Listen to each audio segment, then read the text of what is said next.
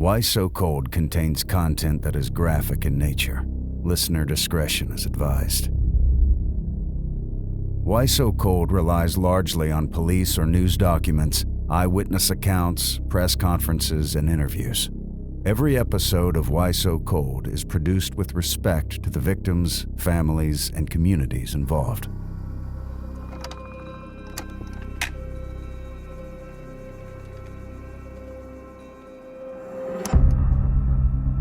From Watts Creative Studios, this is Why So Cold.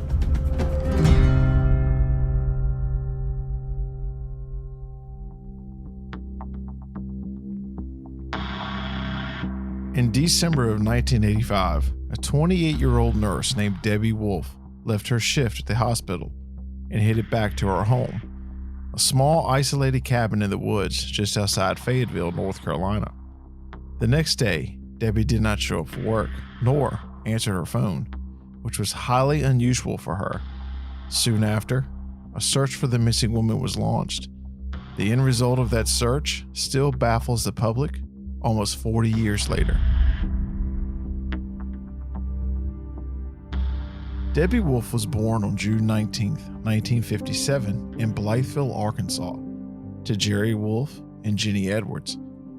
There's not really information available on Debbie's early years, but we do know her parents got separated, and Jenny later married Debbie's stepfather, John Edwards.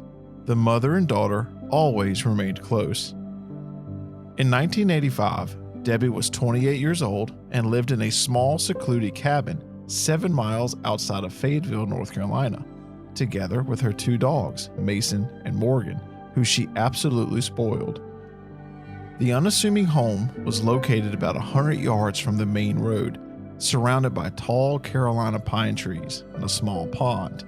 It was a great place to live for someone who appreciated the peace and quiet and long walks with dogs in the woods.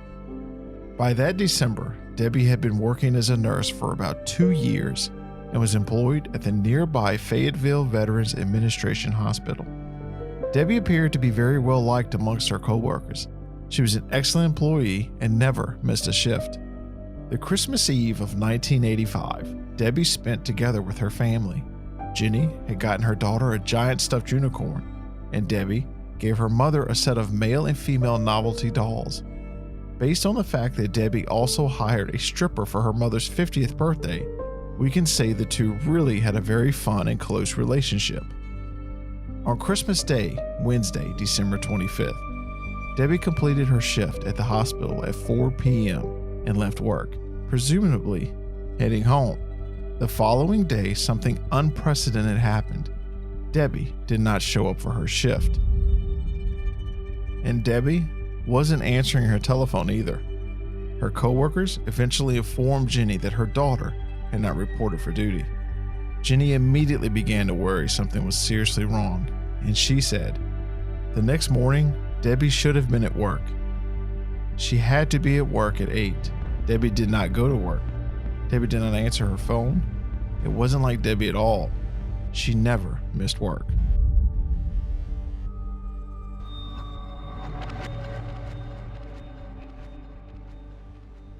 As all their calls went unanswered, Jenny and John, together with a family friend named Kevin Gorton, decided to hurry over to Debbie's cabin to see if something had happened to her. Something definitely did not seem to be right, as when they arrived at the cabin, the normally tidy and neat home was left messy.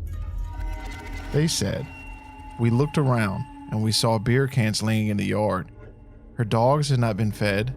There was a uniform laying on the floor, in the kitchen, and other things thrown on the floor, like maybe she took them off."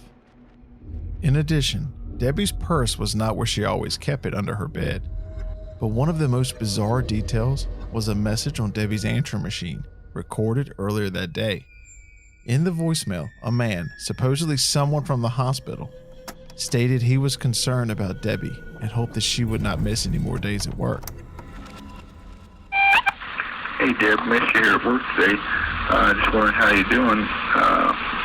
If you're able to give me a call up here at the ward, I'm at 822-7007. Or I'll give you a call home tonight. You've been out a lot of days. Maybe worried when you missed another one. Just want to make sure you're okay." Bye.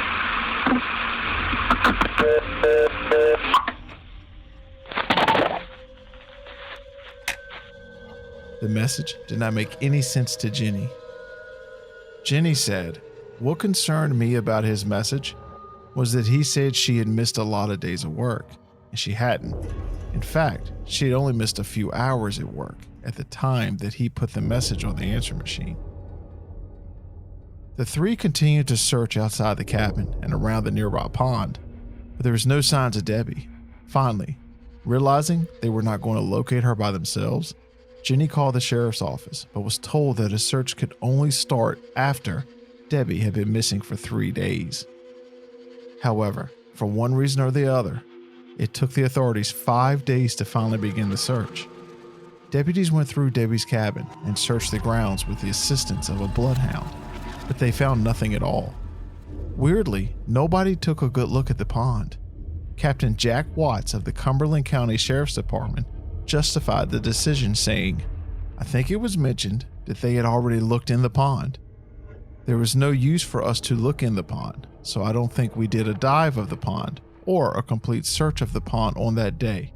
No, we did not. The statement is curious, considering that Debbie's family did not initially have any kind of equipment to search the pond properly. Needless to say, Jenny was not satisfied with how the investigation was carried out, and so she decided to hire her own dive team.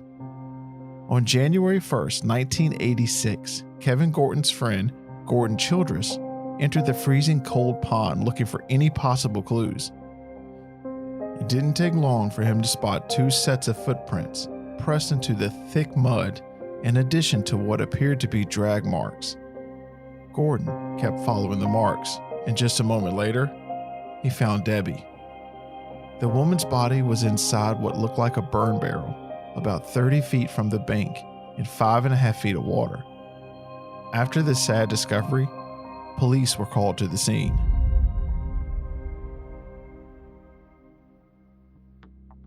As deputies arrived, the body was officially identified as Debbie Wolfe. The autopsy was performed the following day, on January 2nd, 1986, by Dr. William Oliver, who worked for the North Carolina Medical Examiner's Office. It was found that Debbie had no trace of drugs, no alcohol in her system, and interestingly, there were no signs of foul play. Allegedly, Debbie had died drowning, but the medical examiner could not determine if the drowning was an accident or homicide, which unfortunately happens very often. After all, drowning is one of the most complicated homicides to prove. Diver Andrea Zaffries, who has assisted authorities with homicide investigations, said, "A vast majority of drowning are accidental, but many, which can be a result of foul play, are overlooked. For this reason, preserving the crime scene and not missing any evidence indicating foul play is crucial. In Debbie's case, the state of her cabin alone should have suggested to investigators that this was not just an unfortunate accident. In addition, during the autopsy, it was noted Debbie had multiple abrasions on several of her fingers. This could have been a result of her defending herself. Also, according to Kevin Gorton, Debbie did not look like a drowning victim. Kevin said a typical coroner drowning would be eyes open, mouth open, hands and arms in a very clawed state. You know, just a fight for life, which was quite on the contrary to what Debbie was. The eyes were shut, the mouth was closed, arms were in a relaxed state. Just her whole body was relaxed. She looked like she was asleep. Debbie also did not have any froth or foam substance inside her airways or mouth that drowning victims typically have. And the autopsy only found a half a teaspoon of water in her upper bronchial area. This should have been a huge red flag to the investigators. This means that Debbie might not have been alive at the time of the submersion. And yet, it seemed like despite all the weird details, the sheriff's department had already decided Debbie had died accidentally. As Captain Jack Watts theorized, her dogs were running loose when the family members in the sheriff's department first met over there. Possibly, she was playing with the dogs and fell in. The situation was made even more absurd when detectives suddenly denied Debbie's body had been found inside a barrel. Again, Captain Jack Watts commented, "In my opinion, and the opinions of some of the investigators, What appeared to be a barrel to some of the divers could have been Debbie's jacket, which may have ballooned out as she was laying at that angle in the bottom of the pond. So the investigators decided to completely refuse to listen to Gordon, who was able to describe the barrel to great detail, saying, "There was no doubt in my mind. I'm 100% positive that it was an old burn barrel or something of that nature. You know, metal, rusted 55-gallon type drum that the body was in." And also Jenny, who remembered seeing the barrel that Debbie used to store firewood next to her cabin before. Jenny said, "I went over to the spot where the barrel was, and the barrel was gone. The indentation of the barrel was still there on the ground, but the barrel was no longer there." Jenny had asked what happened to the barrel after her daughter's body was discovered, but somehow it had completely disappeared. Jenny said, "I asked one of our friends who was there. I said, 'What happened? Do they have the barrel?' And they said no, they decided to leave it there. They'll get it in the morning. The next day they went back to get the barrel, and they said that the barrel was gone. All of a sudden it didn't exist. The same barrel that had been there the night before." The missing barrel was not the only bizarre detail Jenny noticed. Jenny said, "When I got a chance to examine the clothes that were on Debbie's body, I looked at them very carefully and realized that those were not Debbie's clothes. The pants were very, very much too long for Debbie. The bra cup size was 3 sizes too large for her, and a round size. It would be 2 sizes too large for her. The shoes, Debbie wore a ladies size 7, and those were a men's size 6, which winds up being about 3 sizes larger. In addition, Debbie's shoes were spotless, even though she had supposedly accidentally fallen into the pond. There was also no mud anywhere else on Debbie. How would her clothes and body remain so clean if she had been submerged in a silt rich for 6 days? At this point, Debbie's family was convinced she had been murdered, yet the police were firm that this was just an accident. That did not stop Jenny from listing possible suspects.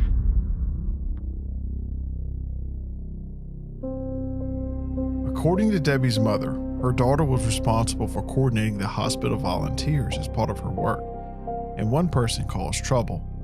She said there was a volunteer at the hospital that wanted to become romantically involved with Debbie.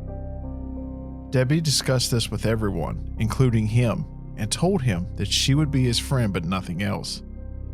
So could this man who was obsessed with Debbie have killed her after his romantic advances were rejected? Jenny also believed that this person was the one who had left the bizarre message on the answering machine.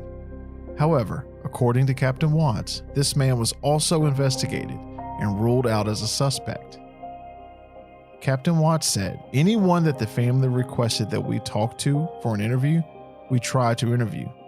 Of course, through the information we received through these interviews, there was nothing there that we could use in any criminal prosecution, or there was nothing there that would indicate to us that this was a homicide." Curiously though, the volunteer left the area soon after. As Jenny said, he was investigated by the sheriff's department the night that the body was brought to the surface. However, he provided an alibi and refused to take a polygraph. So he wasn't questioned any longer. He left several days after that to go out of state. Why was he in such a hurry to leave if he had nothing to hide? Unfortunately, to this day, we do not know for sure if the volunteer had anything to do with Debbie's death. Another odd detail was noticed at Debbie's cabin by her family. Her car was parked in an unusual place. And that was not all. The driver's seat had also been pushed all the way back. But Debbie was only 5 foot 3 inches tall. So had somebody else been driving her car? And if so, who and why? One of the theories is that Debbie was kidnapped, taken to another location, assaulted, and then murdered before her body was dumped into the pond. The theory of Debbie being dead or unconscious before she ended up in the pond was supported not only by autopsy findings, but also the fact that she was only 3 inches shorter than the water depth where she had been found. If she was conscious, how could she not get out of the pond? According to Jenny, Debbie was a good swimmer and would have turned and walked out of the pond immediately if she got into there accidentally. Still, despite all the efforts by Debbie's family to get answers to what really happened to her, her case went cold, and many years passed without any new leads. But then, a former police officer in the state of North Carolina, Dr. Maurice Godwin, went through Debbie's case files and found information suggesting that semen was present in her body. If this was confirmed, it would support the theory of an assault. But there's one big problem. Like the barrel ended up disappearing from the pond, the police department had also lost the vaginal swab. With today's technology, it could have been tested for DNA, which was not possible back in 1986. But unless the swab suddenly appears, that possibility is gone forever.